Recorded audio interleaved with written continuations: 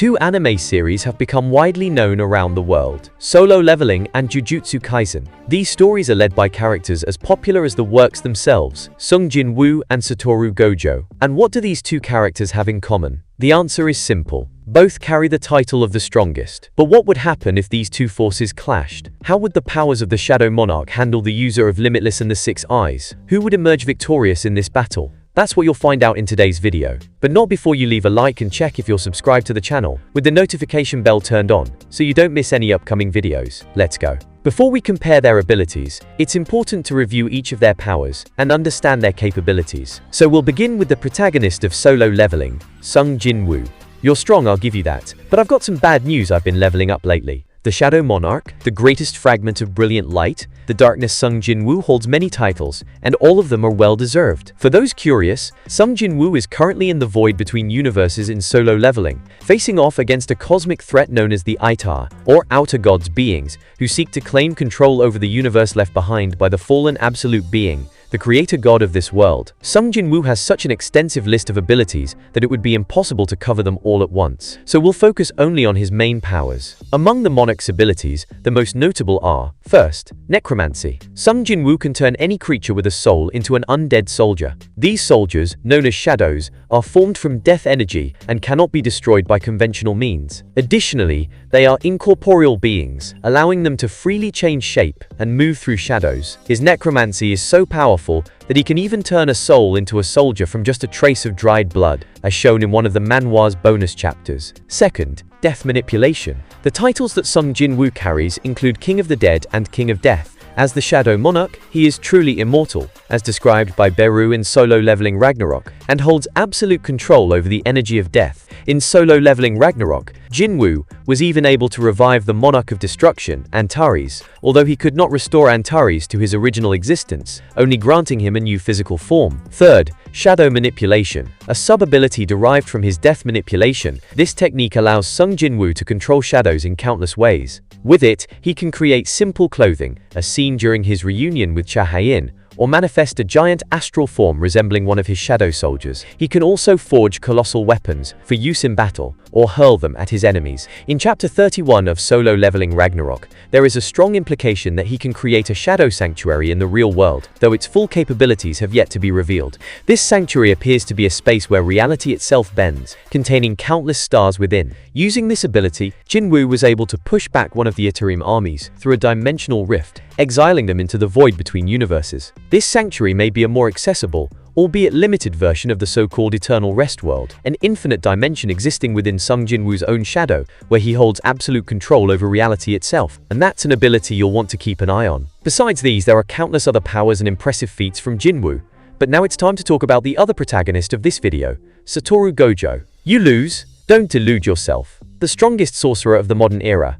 This is the title of the most honored under heaven, Satoru Gojo. Without a doubt, Satoru is one of the most popular and powerful characters in the Jujutsu Kaisen universe. In fact, very few are capable of surviving more than a few moments in direct confrontation with him. A descendant of the prestigious Gojo clan, he inherited both the Six Eyes and the clan's secret technique, Limitless. However, this combination is so rare that in over 4 centuries of history, Satoru Gojo is the first to inherit both techniques simultaneously. His powers work as follows. First, the Six Eyes. The Six Eyes are a rare hereditary anomaly of the Gojo clan. This ability significantly enhances perception and control of cursed energy. With it, Satoru Gojo can see the flow of cursed energy in minute detail, allowing him to manipulate it with atomic precision and near-divine efficiency. In practice, this drastically reduces the consumption of his own energy, enabling him to maintain advanced techniques for long periods without significant strain. This means it is virtually impossible for Gojo's cursed energy reserves to run out. Furthermore, Satoru Gojo can read the cursed energy flow of his opponents to such a degree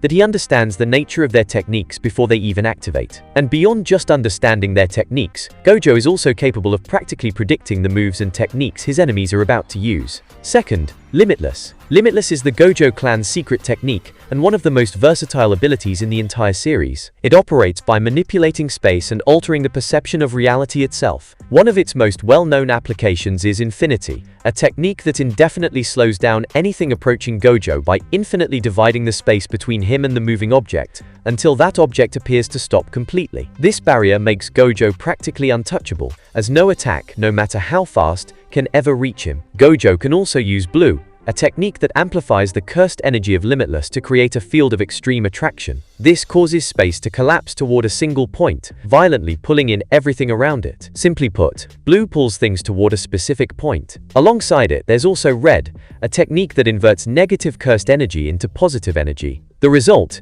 is a brutal, repulsive force, capable of blasting everything around it with overwhelming intensity. In short, while Blue pulls, Red pushes with great force. Finally, we have Hollow Purple, a fusion of Blue's attraction and Red's repulsion. The impact of combining these opposing forces generates an imaginary mass of purple energy that simply erases everything in its path, disintegrating whatever it touches. Additionally, with Limitless, Satoru Gojo is also capable of teleporting himself and others by compressing the space between him and his destination. In practice, it's as if he creates a wormhole to do so. And beyond all these techniques, Satoru Gojo also possesses his greatest trump card, his domain expansion Unlimited Void. If Sung Jin-Woo has his Shadow Sanctuary, then Gojo has his Unlimited Void. With this domain, Gojo creates a metaphysical space where anyone caught inside is subjected to an infinite stream of information and stimuli directly into their brain. This overloads the victim's mind, rendering them unable to react and causing severe brain damage, ultimately leading to death. Additionally, like all domain expansions, this technique has what's known as a guaranteed hit, meaning that once you're caught within Gojo's domain, the effect of the Unlimited Void begins instantly. The barrier also prevents escape, trapping everyone inside. Now that we've reviewed the main abilities of both characters, let's move on to a hypothetical scenario. What would happen if Sung Jin-Woo and Satoru Gojo faced off in battle? Let's first talk about the physical attributes of each character. To be very honest, Sung Jin-Woo currently exists on a level that is terrifyingly beyond the entire universe of Jujutsu Kaisen, even when compared to Satoru Gojo. In Solo Leveling Ragnarok, right at the beginning of the story, it's shown that Beru, the second strongest of Jinwoo's shadows, traveled from the void between universes all the way to Earth in approximately 2 years. Multiple times in the novel, it is stated that Earth is located in an isolated and distant region of the universe. In the extra chapters of Solo Leveling, the Stone Titans even claim that the planet lies at the very edge of the cosmos. Based on that, it is estimated that Beru's feat would equate to roughly 23 to 2.5 billion times the speed of light. Of course, we're talking about comic and anime calculations here, so we should take those numbers with a grain of salt. But even if we ignore those specific numbers, the central point remains clear. Gojo would not be fast enough under any circumstances. World of Eternal Sleep, Jinwoo's inner domain, would completely override it. But let's go in order. Gojo wouldn't even be able to react to or land a hit on Beru, let alone on Sung Jin-Woo himself. And let's not forget, Beru isn't even the strongest of Jinwoo's shadows. So imagine facing Jinwoo directly. Beyond speed, we also have the matter of raw strength.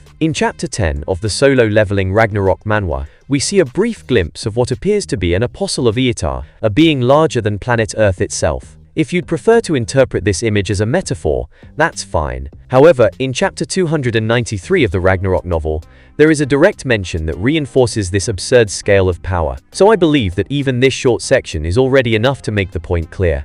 Even if we consider Gojo's atomic-level perception, his hand-to-hand combat skills, and even his reversed cursed energy that allows him to regenerate parts of his own body, Sung Jin-Woo is simply on a level far beyond what the Jujutsu Kaisen universe can handle. In terms of physical attributes, Gojo might be able to use his 6 eyes to understand Sung Jin-Woo's techniques, try to predict and dodge his attacks, use blue, red, and purple to destroy portions of Jinwoo's shadow army, use reversed cursed energy to heal from certain blows, and teleport away when necessary. But in a physical battle, Sung Jin-Woo is currently operating on a cosmic scale and could completely overwhelm Satoru Gojo. That said, Satoru Gojo still holds a few incredibly powerful cards that could be useful in this battle. Despite Sung Jin-Woo proving to be physically superior, the first real challenge in facing Gojo would be his Infinity, since it would prevent Jinwoo from even touching him, potentially making the fight a stalemate. However, I believe Sung Jin-Woo could find a way to counter this technique through his World of Eternal Sleep,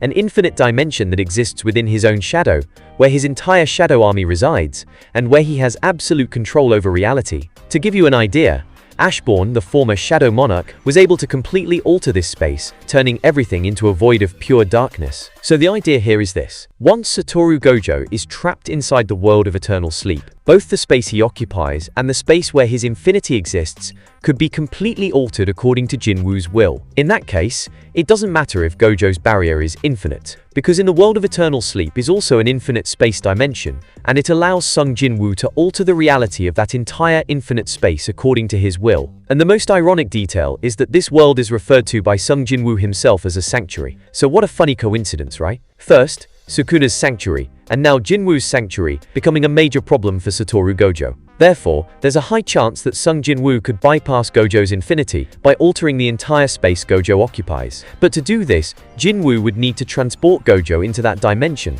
He'd need to pull Satoru Gojo into his shadow and trap him inside that other world. So the question is, could Sung Jin-Woo ignore infinity and teleport Gojo's body into his shadow?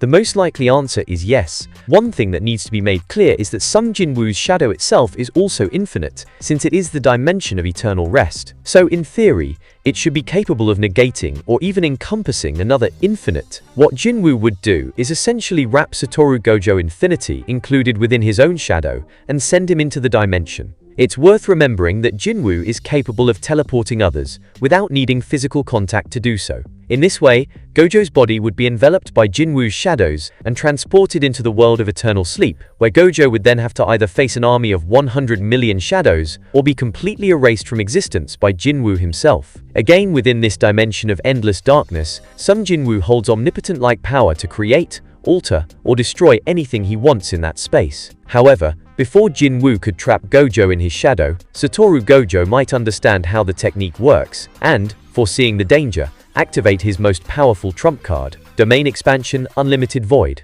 Since Jinwoo wouldn't know what was coming, he would be caught by the unlimited void and subjected to an infinite stream of information and stimuli, rendering him completely immobile and unable to continue fighting, at least in theory. It's important to remember that the effect of the unlimited void can vary depending on the strength of the target. For example, ordinary humans suffer irreversible damage if exposed to more than 0.02 seconds of the unlimited void. But against the strongest sorcerer in history, Ryomen Sukuna, the effect was a bit less harmful. Of course, we saw Sukuna suffer serious damage after being caught in the unlimited void, but here's the important detail. Sukuna was not 100% incapacitated. Even after being hit by the domain, he was still able to escape into his own shadow. Now just imagine, Sung Jin-Woo, with a much stronger physical body than any Jujutsu Kaisen character, and on top of that, being the actual Shadow Monarch. Everything suggests that even if Sung Jin-Woo were caught off guard by the unlimited void and took some damage, he would still be capable of reacting, teleporting into his shadow, and escaping elsewhere.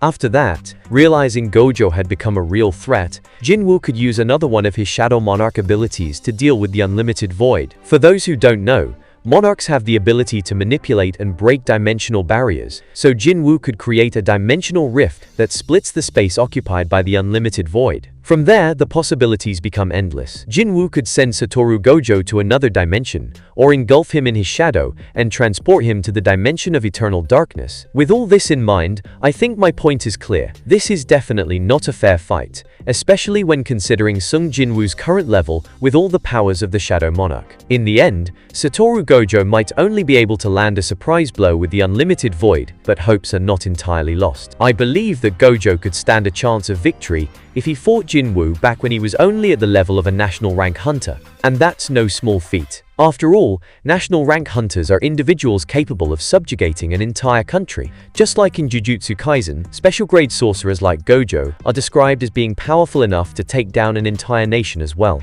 Even if Jinwoo could still try to drag Gojo into his shadow, if he were caught by the unlimited void at that earlier stage of power, he might suffer more severe damage, giving Gojo a glimmer of hope for victory. In conclusion, so guys, I think very few people would disagree that the Shadow Monarch would come out victorious in a battle against the Honored One. But even so, this was a very interesting battle to analyze, especially because of how the powers of each character would interact with one another. Of course, if you have a different take on how Satoru Gojo and Sung Jin-Woo might face off in a fight, feel free to share your opinions and theories in the comments. Because hey, I'm not the ultimate authority here. Pretty ironic, isn't it? This was just my own interpretation of how this battle could go down. Now, if you want to see more solo leveling videos, just check out the playlist that's popping up on your screen right now. You can binge watch all the content we've already posted here on the channel. Alright then, see you next time. Bye!